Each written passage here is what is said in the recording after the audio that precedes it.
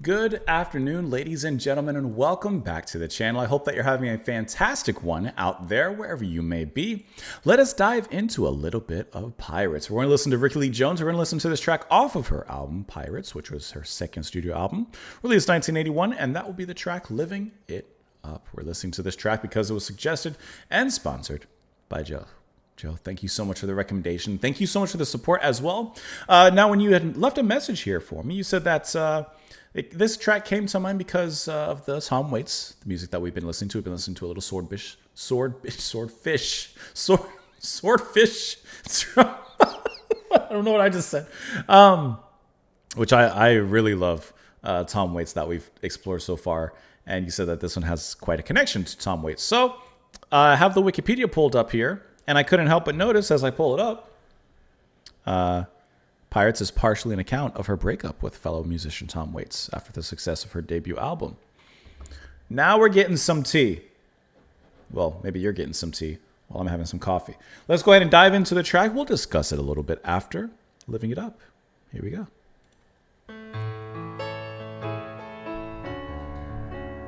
Is that him on the album cover? I just realized. Eddie's got one crazy eye that turns him into a cartoon and a pretty girl goes by. But there's nothing here to do anymore. He sits on the stoop all day like there's something he's waiting for. I love her enunciation. Finger Louis picks up Betty in the alley. And he's got all these guys with him from that town where they all look like Frank and Valley. They speak fluently blind from her legs to a cigarette. Louis told Eddie that he fixed him up, but he ain't come back yet. You know, it's more trouble than it's worth. It's more trouble than it's worth.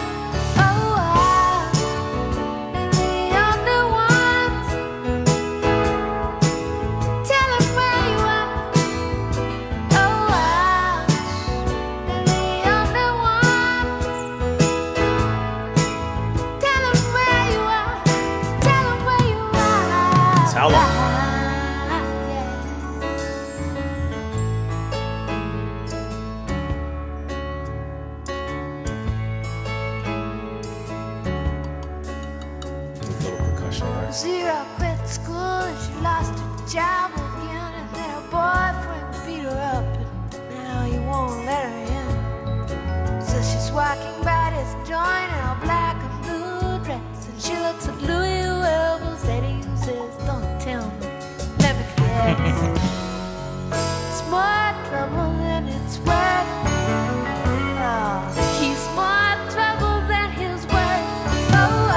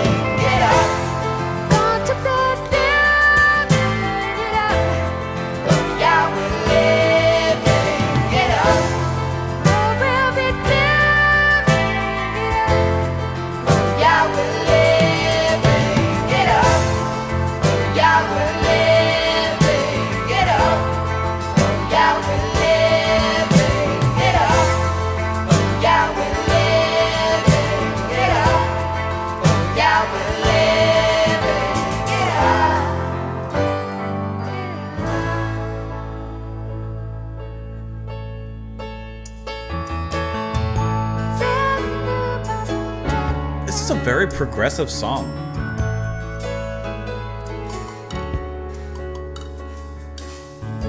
Louis and Eddie found a reason living there, carried her over their bridges like fluttering pages. They didn't care. The terminal where dreams let so many tickets through, and strangers looking faces see somebody there they knew.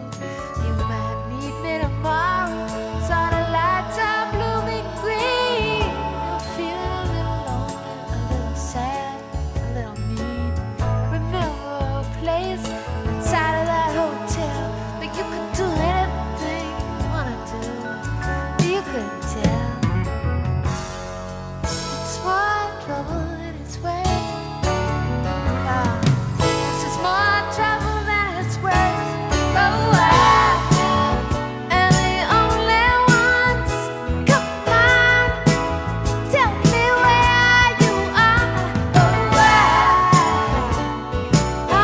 only ones I'm waiting. You could tell me where you are.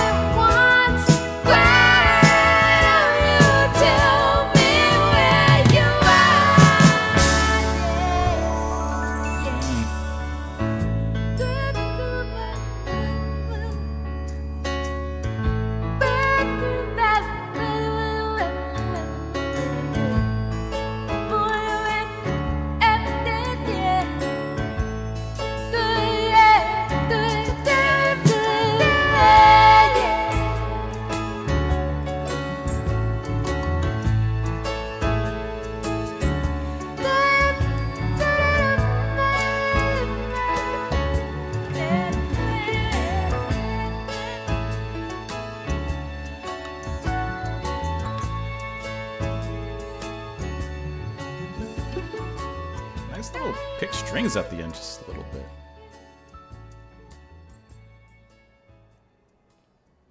What a phenomenal journey of a song this was. This was a track that was extremely progressive in the way that it was composed and how the music was built up so fantastically around the way that she weaves a narrative. And I love the way that she tells this story. And I have to imagine, Joe, from what you had said, that, you know, this connection with Tom Waits and the breakup and such. So I can't help but kind of read the lyrics and kind of hear the music from that point of view. And like thinking about that, it's a small detail I loved in here, and this is just how I interpret it. But as we get towards the back half of the track, there's a couple moments where she starts to vocalize almost in a scatting kind of way, where she's do-do-do-do, like kind of like that, not how I did it, but you know what I mean. And kind of like these wordless vocalizations. And the way that she does it, it's just how I heard it. I didn't look at the time when it happened, but it sounds very tearful. It sounds sad and a little heartbroken. It's not the typical do-do-do-do-do-do-do-do. It sounds almost like she's choking on tears or maybe holding them back briefly. And not so graphically descriptive in that particular way, but it does sound as if she's fighting, holding them back. And I think that that was just so well done. Her voice is fantastic. This conversationalist kind of tone that she has, but at the same time extremely musically balanced, is a joy to listen to. And she has a specific, man, I would need to see how she's singing. She has a specific way of how I'm hearing it, like kind of opening her mouth, and the ending of her sentences and some of the words that she uses, she kind of, it sounds like she squeezes her vocal cord a little bit and kind of like pinches off her vocals at the end sometimes, and does so in this really sweet way that kind of adds this very cool kind of lightness and sweetness to her voice, but at the end of some of the verses as she's singing it. But it was just really cool how that's handled. And then you pretty much get a full song 3 minutes and 30 seconds in. But the track has this time in the middle where it just goes off in this really progressive and dramatic kind of moment where it gets very like cinematic, and it kind of goes into all these different details. It becomes very like vivid, and the music changes quite dramatically, and her vocals are on point with all of it. as it kind of feels like the explosion, the emotional eruption, perhaps of this breakup and of the story. The story does continue afterwards, but it does feel like a little bit of a climax at that particular moment. I'm trying to see if I can find live footage of this. Not that we're going to watch it just because I do have currently a copyright strike. I keep saying that so that people understand why I'm not showing any video. Okay, so I found this video here. This is going to be from 2024, actually, quite recently. I'm not going to play the whole song or anything. I cannot risk it. I'm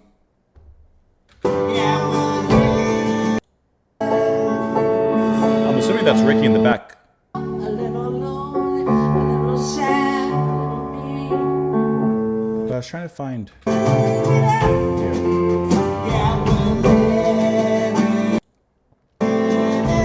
I don't want to spend too much time trying to find the middle section here, but I thought that was just really, really fantastic how that was done. And the dramatic nature of it is just so weighty.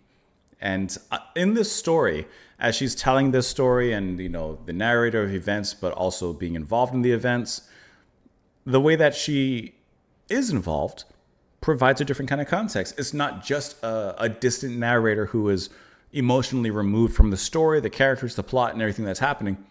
She's involved and shows she appropriately, you know, feels the things that she's speaking about. She feels the story as she's narrating what's happening and such. And it's just a really, really fantastic way of bringing it all together. The instrumentation is brilliant, which how can it not be? Because look at who's like on this album as a whole. You have Donald Fagen here, Sanborn, Victor Feldman. Let's see, other names I recognize. Steve Gadd you have. Like, and obviously Steve Lukather there. Like, there's a lot of absolutely brilliant musicians here packed in this album. And it comes across really dense in a way. And I don't mean in a bad way. It comes across dense in a way, but like appropriately composed and put together. Like, there's a lot happening in this track, but there's a lot of breathing room also happening. That's what I was trying to think of. I was trying to think of how to like put it together. You know what I mean? Okay, let me pull up the lyrics here really quick because I accidentally closed it. I meant to close the YouTube thing. And some of the actual performances, and I would say the sophistication of that musicianship as well, it kind of reminded me of like Welcome to the Cruise a little bit from Judy Zook, just in some capacity. Eddie's got one crazy eye that turns him into a cartoon when a pretty girl comes by, but there's nothing here to do anymore. He sits on the stoop all day. Stoop kid's gonna leave his stoop, like there's something he's waiting for. Mr. Finger, Louie, picks up Eddie in the alley. He's got all those guys with him from that town where they all look like Frankie Valli. They speak fluently blonde, from her legs to her cigarette. And Louie told Eddie that he'd fix him up, but he ain't come back yet. Well, you know. All right. So we're almost there. We're getting the story, right? We're gonna go find you someone. It's more trouble than it's worth. It's more trouble than it's worth. Oh, Wild and the Only Ones, tell him where you are. Oh, Wild and the Only Ones, tell him where you are. Zero quit school and she lost her job again, and then her boyfriend beat her up, and now he won't let her in. So she's walking by this joint in a black and blue dress. I do like how she describes it as a black and blue dress, of course, from the unfortunate abuse that happened. She looks at Louie, who elbows Eddie, who says, "Don't tell me, let me guess." Well, at first, when it was this way, when they're the only ones, and you've got all these ideas you never tell anyone, there are always magnets pulling each of you there, living every story you dare to be the only ones who are living it up. Gotta be living it up. Now Louie and Eddie found a reason then and there, carried her over the bridges like fluttering pages, they didn't care. In the terminal where dreams let so many tickets through. It's a great line. In the terminal where dreams let so many tickets through. That's a great like picturesque kind of line. When strangers look in faces, sees somebody there they knew. You might meet me tomorrow as all the lights are blooming green, and you're feeling a little lonely, a little sad, a little mean. Remember a place inside of that hotel where you could do anything you want to do. You couldn't tell. It's more trouble than it's worth. Why don't you tell me where you are? So do you think that this story that she's telling, based off the knowledge we know of Tom Waits and her relationship, which is none, do you think that this is kind of her writing a story that's alluding to their relationship indirectly? Perhaps how they've met, perhaps where she came from, her past, her personal past with a previous boyfriend, perhaps how they felt each other, or how she felt. It's more trouble than it's worth. They felt that they were wild and the only ones, feeling like they were very unique in the world, and so maybe that's what, like magnets, kind of brought them together. Too many dreams came through this particular terminal, too many tickets.